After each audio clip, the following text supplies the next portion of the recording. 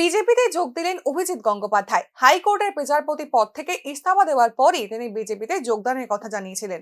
বৃহস্পতিবার সকালে বিজেপির সল্টলেক অফিসে পদ্ম শিবিরে যোগদান করলেন প্রাক্তন বিচারপতি অভিজিৎ গঙ্গোপাধ্যায়। এদিন বিজেপির রাজ্য সভাপতি সুকান্ত মজুমদার, বিরোধী দলনেতা শুভেন্দু অধিকারী সহ বহু নেতৃত্বের উপস্থিতিতে বিজেপি শিবিরে যোগ দিলেন তিনি। বিজেপিতে যোগ দেওয়ার পরে তৃণমূলকে কড়া ভাষায় আক্রমণ করেন প্রাক্তন বিচারপতি। তিনি জানান, পশ্চিমবঙ্গ থেকে দুর্নীতিগ্রস্ত দলকে বাদ দিতে হবে। দুর্নীতিগ্রস্ত সরকারের বিরুদ্ধে লড়াই চালানোর লক্ষ্যে দল তাকে যে দায়িত্ব দেবে তিনি সেটাই পালন করবেন। বিজেপিতে যোগদানের পর এমনটাই জানালেন অভিজিৎ গঙ্গোপাধ্যায়। তবে ইতিমধ্যেই তৃণমূলের পক্ষ থেকে শুরু হয়েছে একের পর এক বিরোধিতা। ইতিমধ্যেই সামাজিক মাধ্যমে ট্রোলিং এর ঝড় তুলেছে তৃণমূল। আজ আমি একেবারে একটা নতুন জগতে পা দিলাম এবং এই সর্বভারতীয় দলে,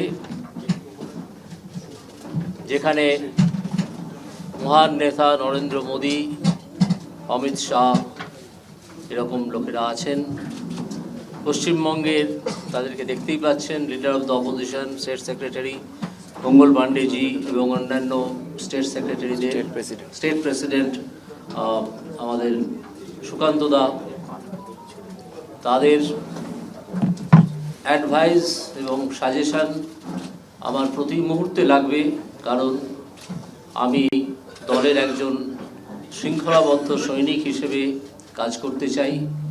যে দায়িত্বই আমাকে দল থেকে দেওয়া হোক না কেন, তা যথাযথভাবে